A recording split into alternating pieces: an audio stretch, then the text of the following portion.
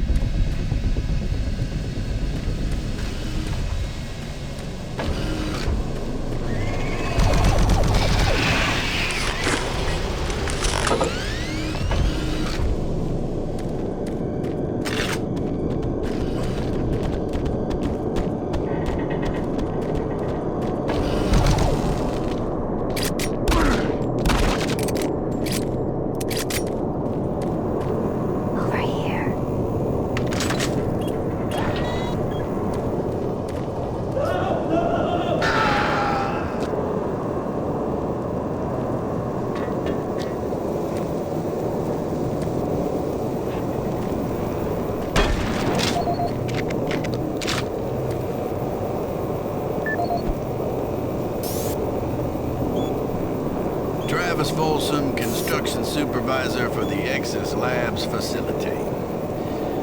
We recently reached substantial completion on the facility's engineering sector and began work on the environmental systems sector early. At this rate, we should be able to impress the big boys up in Central Authority and score our completion bonuses. Last week I reviewed the construction documents and found another item where we can cut costs. My glass subcontractor mentioned the Moxon pressure seals for the exterior windows can be replaced with mix-up seals. I submitted the alternative material selection to the base architect for review. On our Tuesday progress meeting, he argued the mix-on seals aren't up to spec. He complained that those seals are inferior and could cause air leaks or glass blowout. What the hell does he know? The pencil neck draftsman thinks he's designing a fancy hotel. Hey, guess what? I was building shit before he was born. Anyway, I managed to get the mix-on seals ordered. I bypassed the architect and talked directly to corporate. I showed them the savings, and that sealed the deal. We'll be installing the exterior windows in environmental in a week, and he will never know the difference. I'm so convinced the glass and seals will hold up that I'm gonna take a rocket launcher and test it on those windows and make me. Now this shit is stupid architect. Folsom out.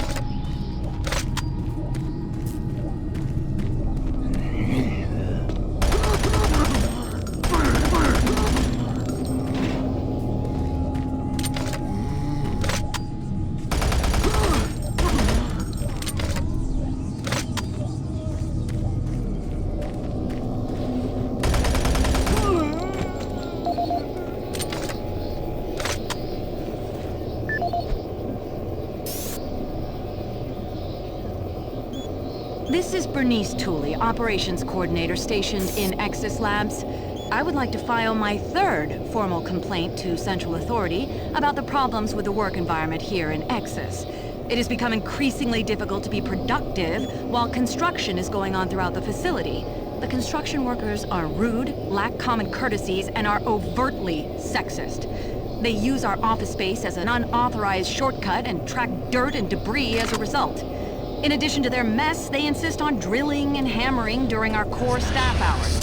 Some of them have repeatedly made inappropriate comments that clearly fall under sexual harassment. When I approached the construction supervisor to remedy the situation, he told me in no uncertain terms to mind my own business. Actually, his exact words were, "Don't worry your pretty little head about it." We are already on edge with the unexplained events occurring around the facility, and to add this insult to our tight schedule is too much to bear. If I cannot persuade Central Authority to take this complaint seriously, I'd like to remind them of Section 20, Paragraph 9 of UAC's Facility Regulations Code. It clearly states our employee rights, and we do not need this nonsense. I suggest you reprimand the individuals responsible and take adequate measures to ensure it doesn't happen again. Do not make me log additional complaints. Bernice Tooley, signing off. I hope this thing is working. Something is happening here, and no one knows what's going on. Oh, man, the power is going crazy. We can't communicate with Central Administration, and I've heard something like screams. I don't know. It was so disturbing. Okay, my assistant left me, and I'm all alone here. Okay, I'm gonna try to get the network working, but the systems are acting just crazy. I don't know what to do. I think what was that? Oh God. No!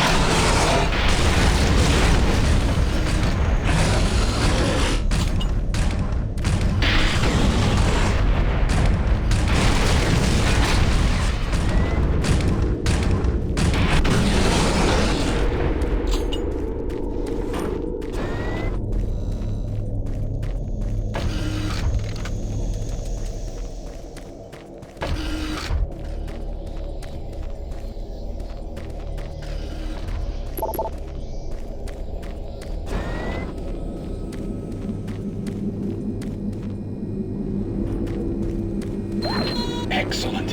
You're back. The inducer is working perfectly, and the teleporter is ready for transport. Here's the situation. There's a teleporter outpost in the other dimension, and it's still operational. It's very powerful, and it has a range that could lead those demons all the way to Earth. I would disable it myself, but it requires 2 people to do it. One person at the outpost to initiate the teleporter, and another person here to transmit a power surge to destroy it. I know it's a lot to ask, but you'll need to go to the other dimension, find the remote outpost, and initiate the startup sequence. You're our only hope of defeating this evil. I've got the teleporter ready to go. All you need to do is go into the chamber and initiate the sequence. I'll handle the rest from here. But before you go, I want to give you my personal account of what happened here. It explains everything. The advanced teleporter, how the madness started, everything. It's over there on the console. Please take it. The world needs to know the truth. And good luck.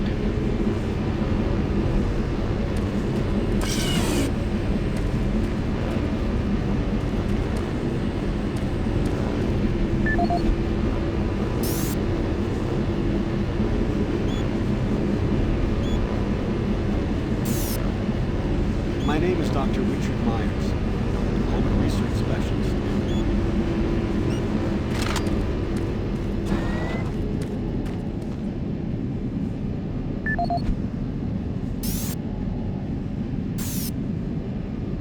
My name is Dr. Richard Myers, and I'm a research specialist stationed in Exis Labs.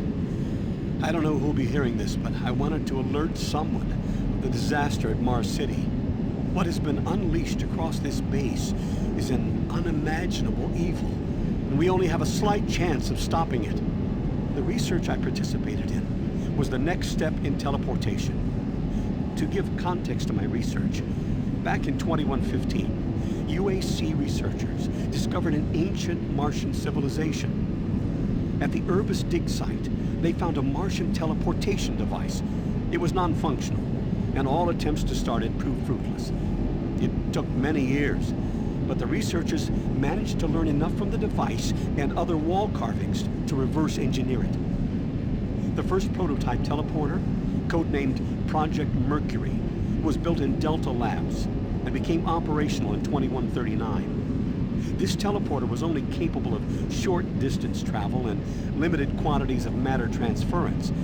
It could only teleport a single test subject, small animals and chimps usually, across a room. Once testing intensified and technical data increased, we were able to fabricate more powerful teleporters. In Delta Labs Sector 3, Project Gemini managed to increase teleportation across greater distances. In addition to the increased range, we found we could begin transporting human-sized subjects. It was during this stage we began to see the effects of opening up these portals to that strange dimension. Our scientific curiosity overruled the obvious warnings, and under Dr. Malcolm Betruger's direction, we continued experimenting. On Project Apollo, the engineers developed a room-sized teleporter in Delta Lab Sector 4. It was capable of teleporting a small-sized team to destinations on this new dimensional plane. The expedition teams began exploring and setting up small research outposts. We could only teleport small equipment with the Delta 4 teleporter, and this condition frustrated Dr. Betruger. Soon after the success of Project Apollo, plans were drawn and work executed on a new facility, Exis Labs.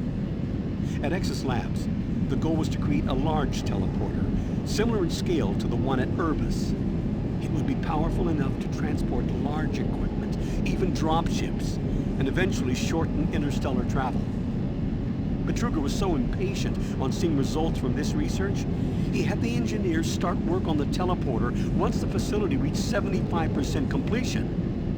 We had expedition teams set up a teleporter outpost in the other dimension to link up with Exis. It was at this time I began investigating the strange stories I heard over at Delta Labs.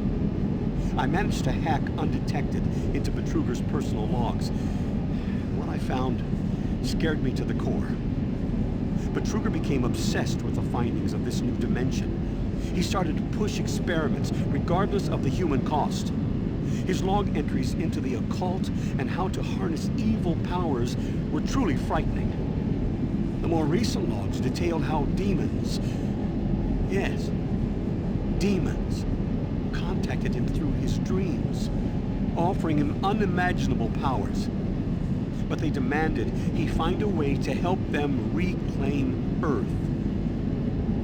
It was then I realized that this other dimension was hell itself.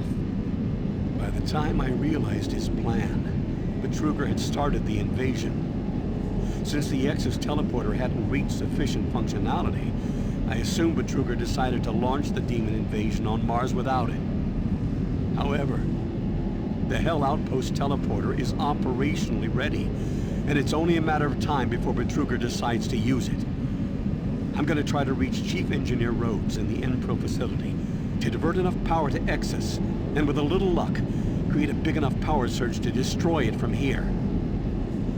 I can only pray God will forgive me for my part in all this, and help me make things right. Lord, save my soul. Richard Myers, signing off.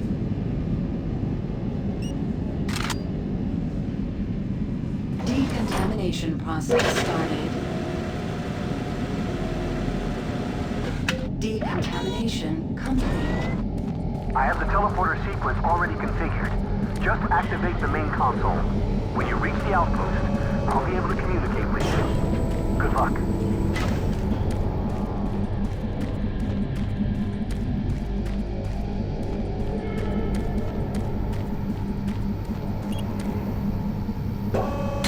Systems activated. Teleportation will commence in T-minus 3, 2,